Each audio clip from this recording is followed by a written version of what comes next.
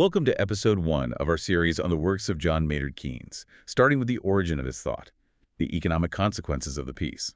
It is absolutely the place to start. I mean, so often when you hear the name Keynes, you immediately jump to, the Great Depression, the general theory, all the heavy macroeconomic stuff from the 30s. Right. Deficit spending, fiscal policy, that's Yeah. the common image. Exactly.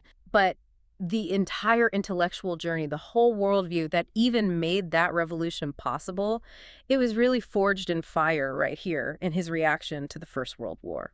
And that reaction is this book we're diving into, published in 1919, The Economic Consequences of the Peace. This feels like the exact moment Keynes bursts out of the academic world of Cambridge. It is. He stops being just an economist and becomes this public philosopher, a statesman, really. His ideas suddenly have this massive, electrifying impact on the public consciousness. So for this deep dive, what's our mission? Where are we headed? It's a comprehensive one. First, we have to understand the man himself.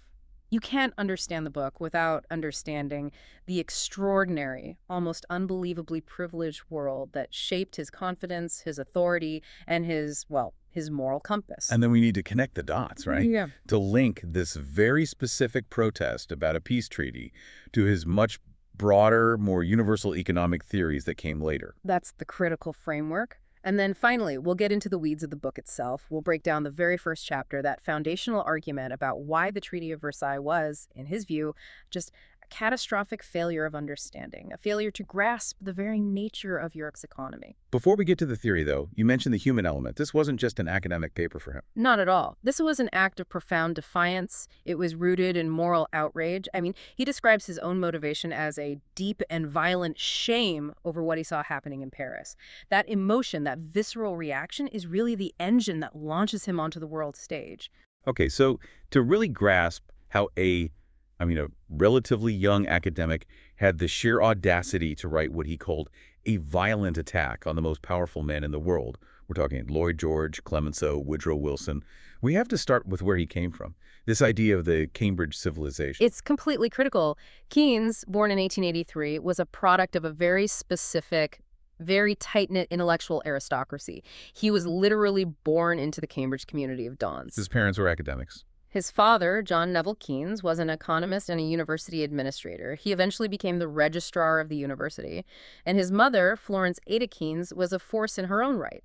A hugely successful social reformer, she became the first female mayor of Cambridge. So it's a family that had mastered the system from both sides, you could say, the intellectual and the civic. They were the system, in a way. The sources point out something fascinating about his father, John Neville. He was a man whose family had come from trade, but he himself moved into academia. And for him, academic success was the royal road out of the sort of rough and tumble world of just making money. And that must have positioned his son, Maynard, in a very particular way. It gave him this incredible platform of authority. He was educated at the absolute apex of the English system. First Eton, then King's College, Cambridge. Biographers often say he rarely spent a moment in his life when he didn't feel he was looking down at the rest of England. It sounds a bit arrogant. It can sound like snobbery, for sure, but it's more than that. It's this deep-seated intellectual confidence that comes from knowing you belong to the elite, the cohort that is, destined to govern and to define the nation's culture. And it wasn't just an inherited confidence, right? He had the intellect to back it up. Oh, unquestionably. Everyone agreed he had a dazzling intellect and practical genius. He was a fellow at King's, he was an intimate of prime ministers, a counselor to pretty much the entire economic establishment. And at the exact same time, he was a central figure in the avant-garde cultural world. That's the Bloomsbury Group connection. Exactly. You cannot forget that while he's dealing with high finance and treasury policy, he's also a leading member of the Bloomsbury Group. This was England's most potent cultural coterie. They were all about pursuing truth, beauty, and personal relationships above everything else. That dual role seems so important. He's at the heart of government and at the heart of the cultural cutting edge. It's what gave his protest, when it came, such a unique weight. It wasn't just a technical argument from an economist. It was a moral and cultural critique from someone at the very center of English intellectual life. Let's dig into that moral dimension a little more, because the Bloomsbury Group is key to understanding his outrage in 1919. Their whole intellectual world was shaped by the philosopher G.E. Moore. Yes, specifically his book from 1903, Principia Ethica. This is where we see aesthetics and ethics start to merge with economics in a really interesting way. How so? What did Moore argue? Well, More's philosophy provided a very clear standard of value. He said the highest goods in life were things like love, beauty, the pursuit of knowledge. And he argued these things were good in and of themselves. You measured your life against those ideals, not against the sort of conventional aims of society. And the main conventional aim at the time was driven by the Benthamite tradition, right? Utilitarianism. Exactly. And that's what Moore and Keynes were reacting against. Can you just maybe unpack what the Benthamite tradition really was for our listeners? Of course. So in its simplest form, it comes from Jeremy Bentham, and it's the idea that the highest moral good is achieving the greatest happiness for the greatest number. The key part, though, is how you define happiness. Right. It's about quantifiable pleasure Hmm. or utility. Precisely. It turns morality into a kind of calculus. You measure pleasure and pain, cost and benefit. And this thinking was the engine behind a lot of 19th century policy, especially laissez-faire capitalism. It was the moral justification for industrialization. So the critique from Moore, and by extension from Bloomsbury, was that this way of thinking, this purely economic criterion, was just vulgar. It was spiritually empty. It reduced all of human experience to a balance sheet. Perfect way to put it. Keynes himself said later that Moore's ideas protected his whole generation from the overvaluation of the economic criterion. Moore gave them a philosophical shield. He insisted that you can't justify the appreciation of art or the value of friendship by calculating its utility to society. These things are intrinsic goods. And that shield is what he used in 1919. It's the moral vocabulary he used to reject the Treaty of Versailles. He didn't just argue it was bad economics, which he did. He argued it was morally repugnant. A materialistic, vengeful, and profoundly uncultured act that ignored all the higher values. This tension speaks to a larger issue from that era, doesn't it? This psychic strain of the late Victorian age. It was a huge cultural divide. If you were a thinking person at the turn of the century, you felt this growing schism between the world of high-minded culture art, learning, philosophy, and the expanding world of business, of money-making, of crude, practical politics. A kind of impoverishment of the spirit. A massive one. And Keynes's whole life's work really was an attempt to resolve that schism. He wanted to find a way to make the practical needs of a modern industrial society compatible with the pursuit of a good and beautiful life, without having to bow to either rigid religious dogma or this cold utilitarian accounting. It's fascinating. But despite this incredibly sophisticated moral framework, his actual political views before the war were... well, they seem surprisingly naive. That's his cloister phase. The idealism of Bloomsbury led to a real political complacency. Before 1914, he was deep in the pure theory of money, drawing some very elegant diagrams, as he put it. His focus was almost entirely academic. The trip to Ireland in 1913 is the perfect example, isn't it?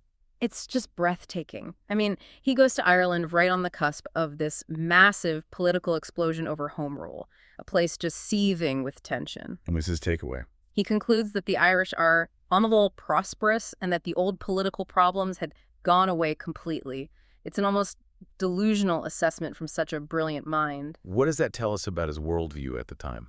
It shows the bubble of the Cambridge civilization, this deep-seated belief that rational progress was just inevitable, that complex, passionate political problems would simply dissolve under the warm light of reason and economic growth. It paints a picture of this pre-war Bloomsbury optimism, this belief that they, the cultivated elite, who are steering the ship towards a better world. And that's why the shock of August 1914 was so utterly shattering for them. The war wasn't just a political disaster. It was an irrational act that violated the entire progressive order they thought they were building. Keynes saw it as this moment when, archaic, opera bouffe figures in uniform just threatened to shut down civilization itself. The sheer irrationality of it all undermined their entire intellectual security. So the war breaks out, and suddenly that academic cloister is just gone. The demand for Keynes' practical genius is immediate. And overwhelming. He's pulled straight into the Treasury. His life really shifts into these phases. And during the two world wars, the demand was always for his practical side. He had this rare capacity to think at the highest theoretical level and act at the highest political level, often at the same time. His first real test was the government's response to the financial crisis in 1914. Right. London was the absolute center of the world's financial system, and the outbreak of war threatened a total systemic collapse. Keynes, who was still relatively junior at the time, immediately saw the deep flaws in the government's rescue plan. And he didn't just see them, he wrote these scathing critiques about them. He called the official response grossly extravagant, at the taxpayers' expense.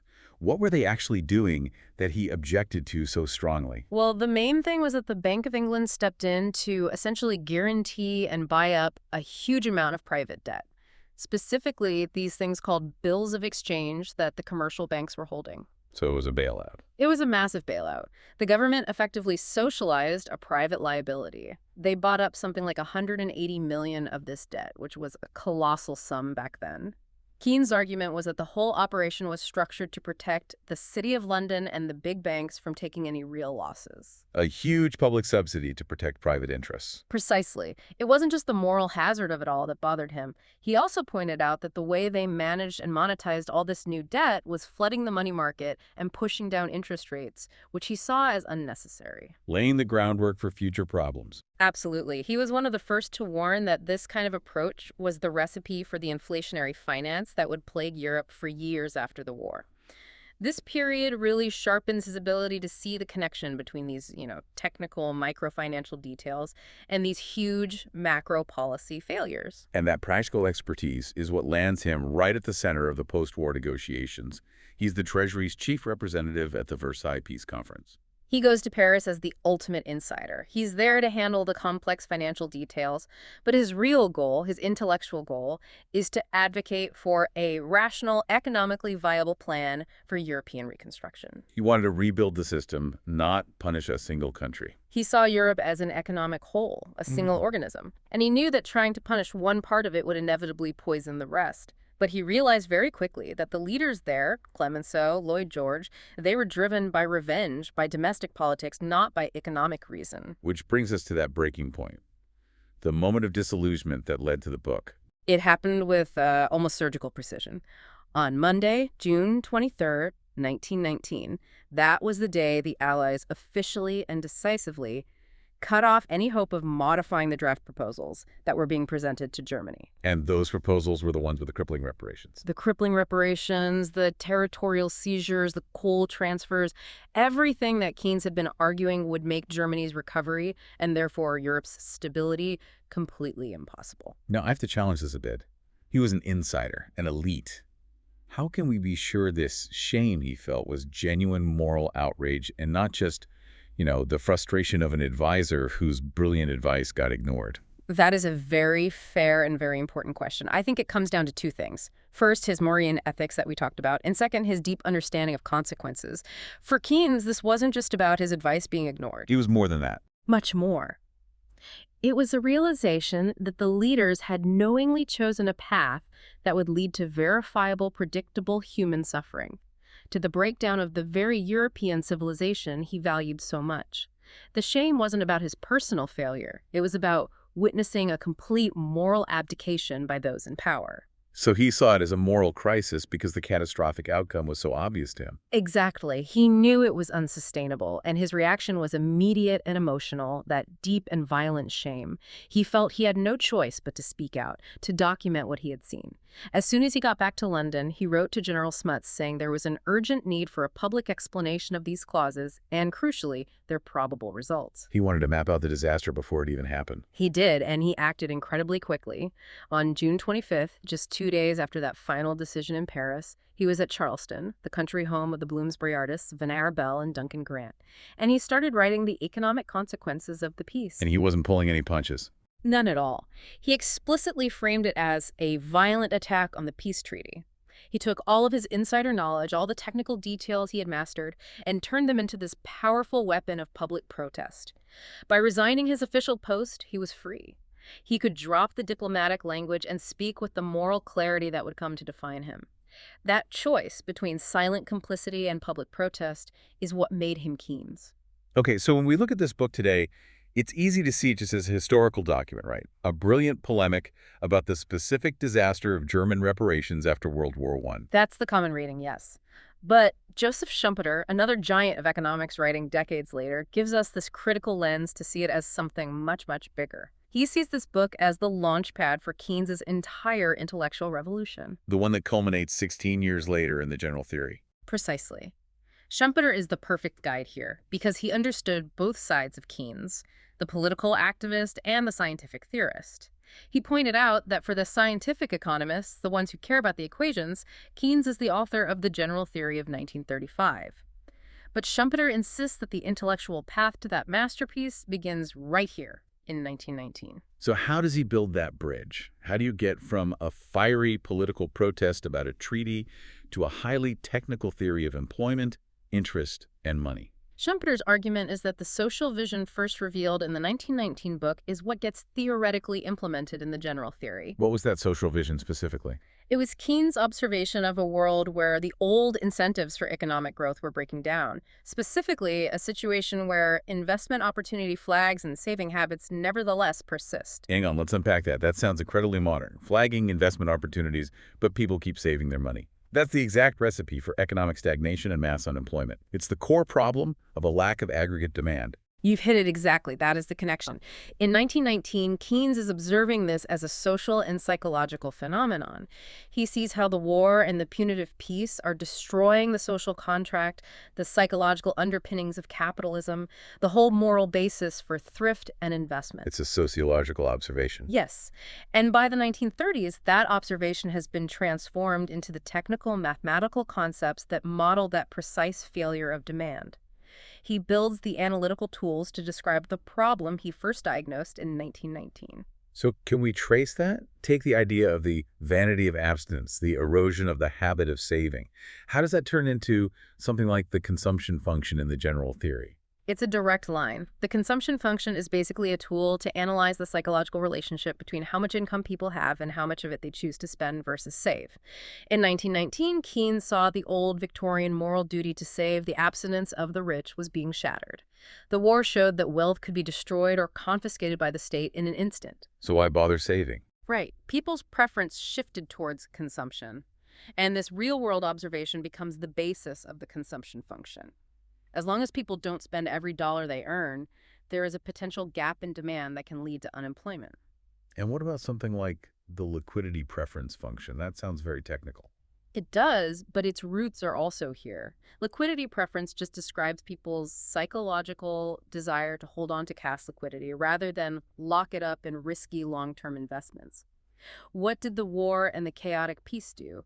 They sent economic and political uncertainty through the roof. So people got scared and wanted to hold cash. Exactly. Keynes saw that deep-seated fear of the future spreading through society.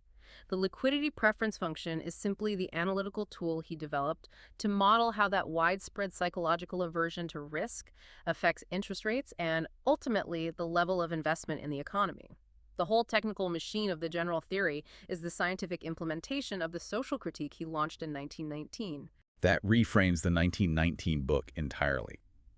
Schumpeter didn't just call it a protest. He called it Keynes' sociological manifesto. And that's the perfect term for it. This book is where Keynes formally renounces his allegiance to the old bourgeois scheme of life, as Schumpeter put it.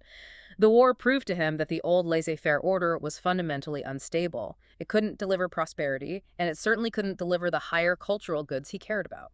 He's channeling this deep pessimism that was common in the 1920s, this feeling that the old system couldn't just fix itself. A profound pessimism. And that philosophical break is what leads him to search for a middle way between the wars. The ideas and the consequences lead directly to his later works, like The End of Laissez-Faire in 1926. Where he basically argues for a new role for the state. A new role for the expert. He rejects the blind mechanism of the market on one hand, but he also despises revolutionary socialism on the other.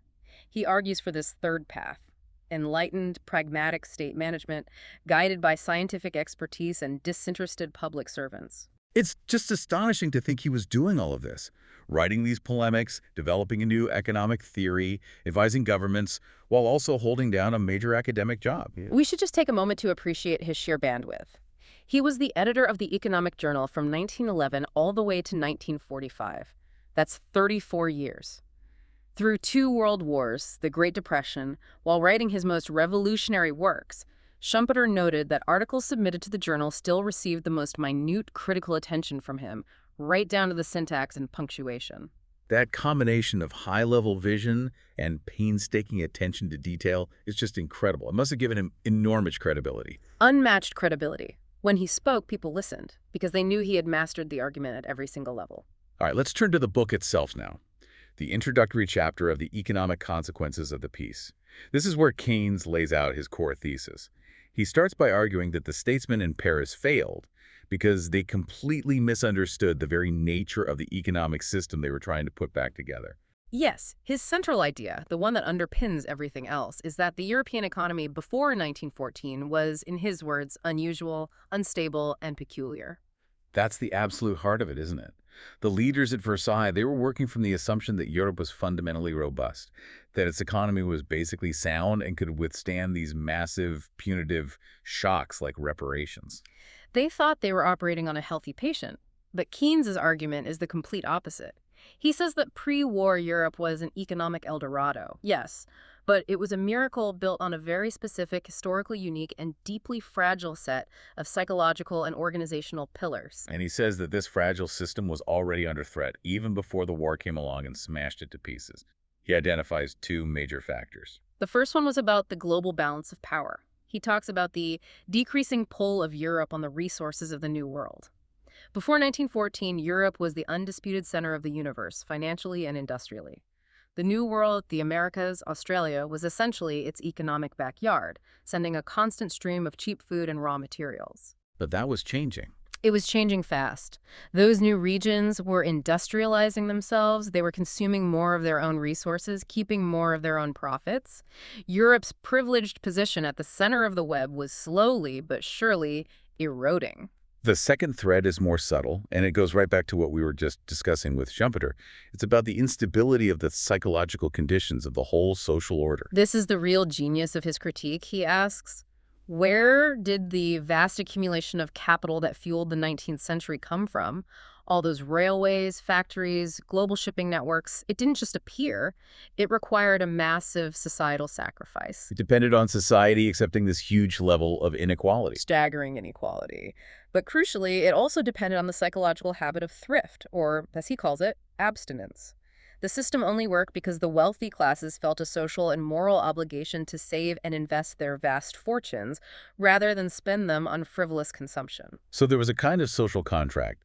The rich get to be rich as long as they reinvest their money for future growth. Exactly. They justified their privilege with this almost puritanical doctrine. They weren't accumulating wealth for themselves, they were stewarding it for the future. It was this psychological trick that made massive, continuous capital accumulation possible. And Keynes saw that this was an entirely artificial and unstable condition. It relied on a social convention that could be shattered. And then the war hits. Yeah. And Keynes says it doesn't just damage the system, it destroys it on three distinct fundamental levels. This is the catastrophe he lays out in Chapter 1. The first layer of damage is the obvious one: physical and organizational destruction. The war, he says, destroyed Europe's economic organization. He doesn't just mean bombed out factories. He means the collapse of the entire intricate cross-border system of trade. Can you give us a concrete example of that organizational collapse? Coal is the perfect one. Coal was the lifeblood of industrial Europe. The peace treaty created new borders and new political animosities that completely shattered the old integrated system of coal distribution, especially around Germany's Ruhr and Upper Silesia regions. So they were demanding Germany send huge amounts of coal to France and Belgium as reparations. Right, but what they failed to see was that by taking Germany's coal, they were making it impossible for German industry to function, which meant Germany couldn't produce goods to sell to the rest of Europe, which in turn crippled everyone else because they'd just lost their biggest customer. The organization, the flow of goods and money, was broken by political decree. Okay, so that's the first layer, organizational collapse. What's the second? The second layer is financial destruction. The war caused this massive shift in global wealth. As Keynes puts it, it largely destroyed Europe's stake in the New World. To pay for the war, European nations, especially Britain, had to sell off their vast overseas investments. Their shares in American railroads, their mines in Africa, their ranches in Argentina. All of it. Britain went from being the world's biggest creditor nation to being a major debtor, primarily to the United States. And this meant that crucial pipeline of wealth that had been flowing into Europe for a century, dividends, interest payments, it was suddenly gone. It crippled their ability to reinvest and rebuild. And the third layer of damage is the most profound. It's the psychological one. This is where he talks about the vanity of abstinence. The war, he says, shook the social order by disclosing the possibility of consumption to all and the vanity of abstinence to many. Think about it. For 4 years, everyone saw that the wealth that had taken generations to patiently accumulate could be mobilized and spent on an unimaginable scale for mass destruction. If the government can spend billions on shells and guns, why should I be frugal? Precisely. The whole moral justification for saving just evaporated. The wealthy wondered what the point of saving was if it could all be taxed away or destroyed by war. And the working classes, having seen what was possible, started demanding immediate consumption and higher wages. The delicate psychological balance required for capital accumulation was broken. So when the ethical justification for saving disappears, the whole engine of growth just stocks. It creates a fatal imbalance. The system runs out of capital for new investment, which leads to scarcity, inflation, and intense social conflict. And this all leads to Keynes' final terrifying conclusion in the chapter. The destruction of this fragile system, he says, set free the Malthusian devil. This is why the book is ultimately not about money, it's about survival. The Malthusian devil is the old fear that population growth will always outrun the food supply, leading to mass starvation and social collapse. Keynes argued that 19th century Europe had escaped this fate only because of its unique economic organization. An organization that the war and the peace treaty had now destroyed. Exactly. He argued that they had trapped Europe's huge, dense population in a broken system that could no longer support it. He saw it happening in real time in Russia, with the famines and chaos of the revolution, and he was terrified it was about to spread across the entire continent. So the damning implication of this first chapter is that the great statesmen in Paris were, well, they were operating under a complete illusion. An illusion born of arrogance and ignorance. They were treating this profoundly damaged, psychologically traumatized, and organizationally shattered system as if it were still the robust, self-healing machine of the 19th century. They were just completely oblivious to the inherent fragility of the economic El Dorado they had inherited. And so they piled these crushing, impossible burdens onto a mechanism that was already on the verge of total collapse. Ensuring that it wouldn't just fail to recover, but that it would descend into chaos. For Keynes, the ultimate tragedy of Versailles was not just that they sought to punish Germany, but that the punishment they designed was so ignorant of economic reality that it was guaranteed to destroy everyone, including themselves. So this deep dive has really established that the economic consequences of the peace isn't just a book. It was this singular moment in time, an explosive mix of personal integrity, that moral shame and his resignation, and this incredibly sharp intellectual insight that became the blueprint for his entire macroeconomic project. It really showcased his unique ability to translate a moral vision into a practical, actionable economic critique. By digging into the psychological foundations of capitalism, that whole idea of abstinence, he showed that economic systems aren't just natural, mechanical things. They are deeply psychological and highly contingent on social trust. And his experience at Versailles seems to have solidified his entire worldview. It completely challenged that old 19th century idea that economies just naturally correct themselves and return to equilibrium. It did. It led him to this core conviction that sometimes, as he put it, horrendous events may have trivial causes and easy remedies, but only if, and it's a huge if, policymakers can find the courage to overcome their dogma and apply rational scientific thought to what is actually a very fragile system. That insistence on active, intelligent, scientific management of the economy, that feels like the enduring legacy of this first defiant public protest. I think it is. Keynes forced the world to accept a really uncomfortable truth, that the system can and often will settle into deeply undesirable states. Mass unemployment, social chaos, even continental collapse, it won't just fix itself. It needs to be guided by expertise. Join us for Episode 2, where we will analyze Chapter 2, Europe Before the War and the Fatality of Economic Organization, detailing the precise organizational structure that Keynes argued the Allies so carelessly dismantled.